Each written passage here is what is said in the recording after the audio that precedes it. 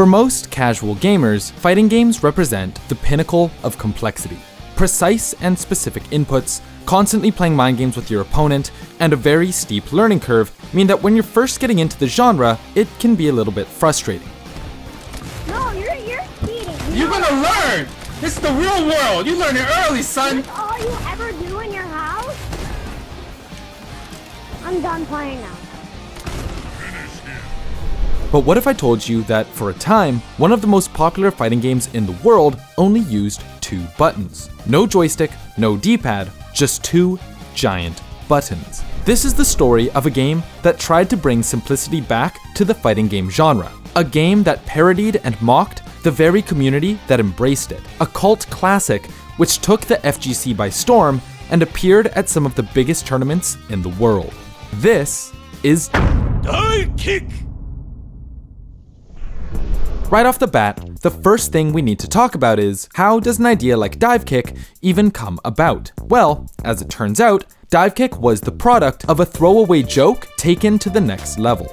We were up way too late. We had just played Marvel 3 for like 16 hours and everyone was falling asleep except for me and this guy Steven, and I was like, man, wouldn't it be funny if there was a game called Divekick and there were 2 characters called Dive and Kick and there were 2 buttons called Dive and Kick and that was the whole game? And we were laughing at everything because we were just up way too late. But he shot up out of his chair and he's like, I can make that. And I was like, okay, let's make it. Working on the game under his company, One True Game Studios, Adam Hart, better known as Keats, used Kickstarter to generate the funds to get the project off the ground, and had a working prototype after 5 months. Initially, the game only had 2 characters, Dive and Kick, which perfectly mirrored the 2 buttons in the game. 1 button to dive, and 1 button to kick. And we're looking into how to produce these babies, but rest assured that you can play with anything you want. We've been playing at the office on L&R on a control pad.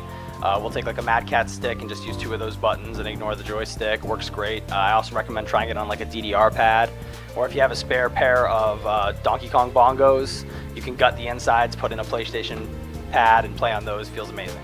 Once the game was in working order, Keats partnered with Dave Lang and found a publisher in Iron Galaxy Studios. For this reason, the game's Kickstarter was cancelled, and the 2 got to work turning Divekick into a full-fledged game. Needless to say, with proper studio backing, Divekick went from an inside joke to something much more serious. Iron Galaxy's legit. We do research for our games. We're not some rinky-dink indie outfit, and that's why we're here today. I got these elite athletes doing dive kicks to make sure this game's as good as it can be. Divekick! Okay, well, maybe not. With animations reminiscent of old browser Flash games, characters who keep their hands in their pockets because they don't need them, and Easter eggs galore, Divekick was built as a parody of the FGC as a whole. I think that the fighting genre is a ridiculous and fun genre that is filled with like ridiculous stereotypes, and it lacks a lot of self-awareness, so it just ends up being kind of like contrived and dumb a lot of the time. So we wanted to like take that another step. If we're gonna make fun of one thing in fighting games, why not make fun of the whole genre in the process? So our characters play up stereotypes way harder than usual. The game itself is packed to the brim with FGC in-jokes and references. Losing a round can trigger a voice line that says, "Too few variables!" If you lose 4 rounds in a row, a fraud detection warning goes off. Fraud detection warning. And if you lose the final game, your fraudulence is confirmed. It's a statistical Fraud detected. Fraud detected. Even characters in the game are jokes. Jafali is based on tournament organizer Alex Jabali, founder of the wildly successful CEO tournament series. Due to the success of CEO, Jabali is known for having a slightly inflated ego. So every time you win a round with him in the game, your character's head gets a bit bigger. The general presentation of the game is it's like this sort of FGC in-joke, presented as kind of like a parody of almost like a snapshot of like what the FGC was at that time in like the most absurd way possible. But don't let the simple premise fool you. Divekick has depth far beyond what you might expect. Rather than a game like Tekken, where characters can have upwards of 150 moves, Divekick's depth comes from the interactions between the players. Because you don't have to memorize 1,000 match set combos, you're free to play the mind games that so many in the fighting game community love and adore. Finding your opponent's rhythm, exploiting their habits, and landing a perfect headshot to win feels amazing.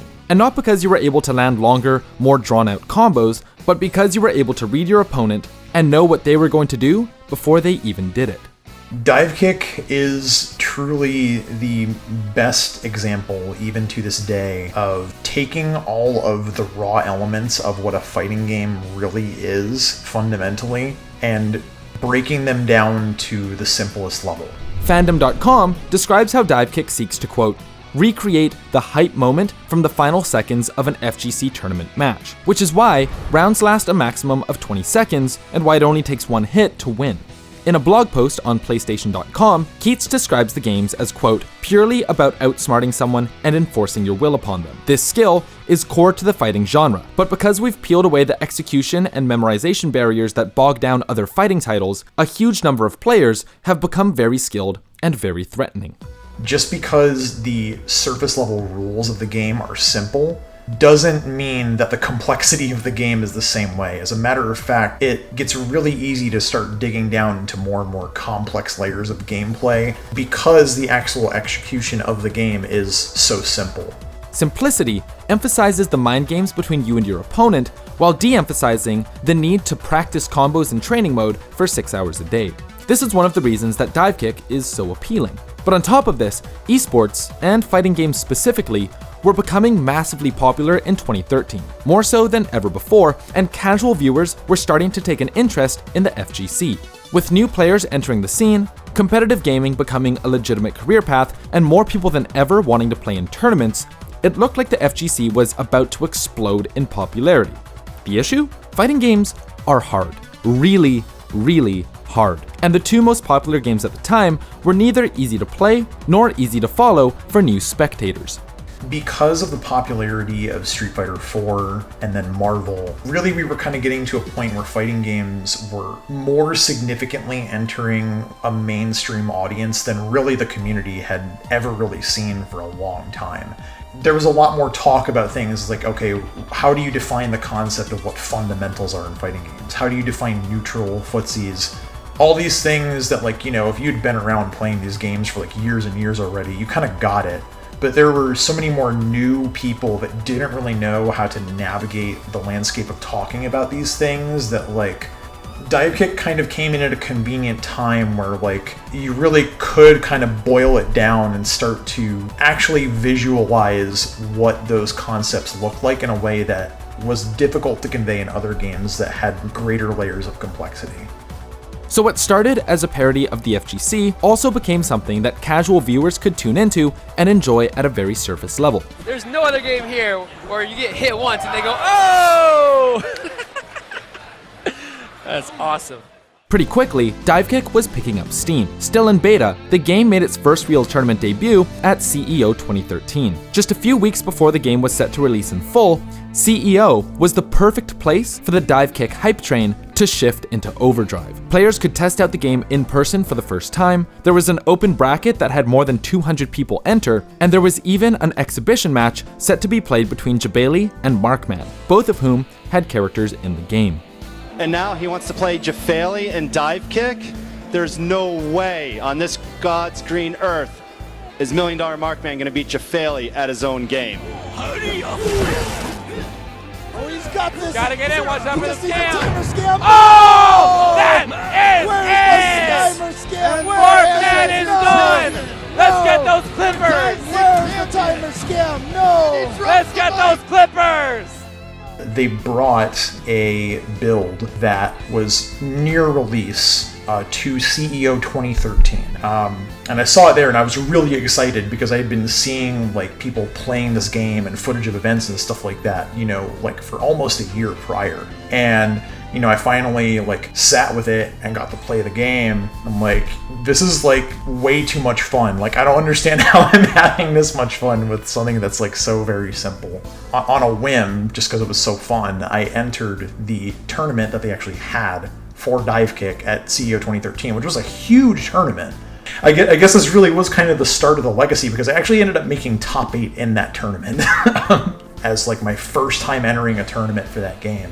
And that was really where it started for me. You know, like, it just clicked with me so well, so fast. And when it officially got released a couple months later, I dove into it because I was just so fascinated and so in love with the game, as silly as it was. Soon after its release, Divekick was getting some serious exposure, and being only $15 on Steam meant that pretty much anyone could buy it and start playing. FGC legends like Justin Wong and Chris G would become top competitors, and even smashers like Esam would take home a CEO belt during Divekick's time in the spotlight. What an upset! God! And the upset! CT Esam is our CEO 2014 winner of Divekick. G, Jeff the Hero, Faya Liger, and many others would make a name for themselves, but none more so than the self-proclaimed god of Divekick, Argon Rost. The one moniker that I love to give myself is the Divekick god, because I am probably the winningest player that Divekick has ever had. Call it hyperbole, hubris, or whatever name you want, the fact is that throughout the history of competitive Divekick, Argon Rost was simply indomitable.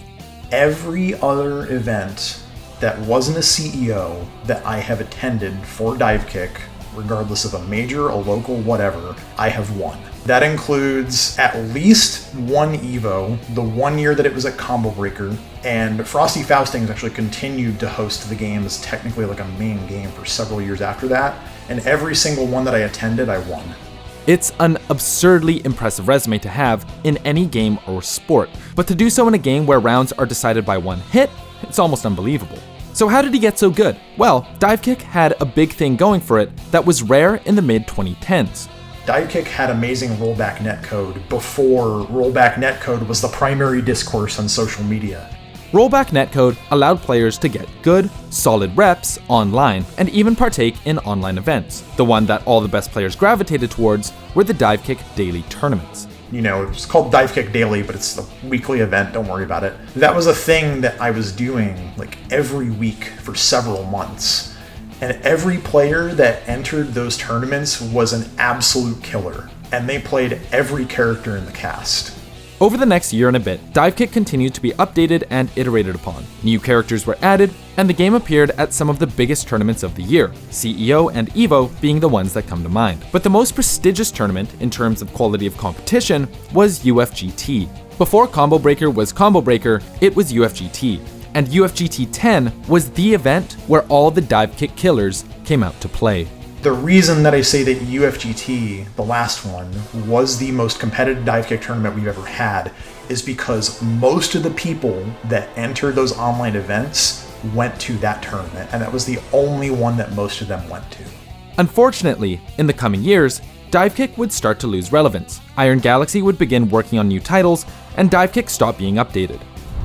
Today, there exists a small online community who continue to play Divekick semi-regularly. For most, however, Divekick serves as a monument to the fighting game community in the early 2010s. The jokes, the attitude, the people who made the FGC what it was are forever immortalized in the janky, yet charming, flash graphics of Divekick. For a game that set out to make fun of fighting games, few titles have been able to capture a community's essence as purely as Divekick did. And for that, we'll forever remember this two-button fighter. This video is made possible thanks to our wonderful patrons. Massive thank you to everyone on this list, and shout out to Jason B, Brendan QB, Foxy Mauve, Pachanas, Pin, Sierra Shampoo, Spartacus, and Yashichi for being platinum supporters. And an extra special shout out to Steven, Noodles, Marco, and Flight for being diamond supporters. We appreciate all the support. If you want to talk to us, check out our Discord. If you want to support our channel and get info on unreleased videos, check out our Patreon. If you want to help us out in a different way, leaving a like, subscribing, and hitting the bell to stay up to date is also appreciated. My name is Jonah, thanks for watching.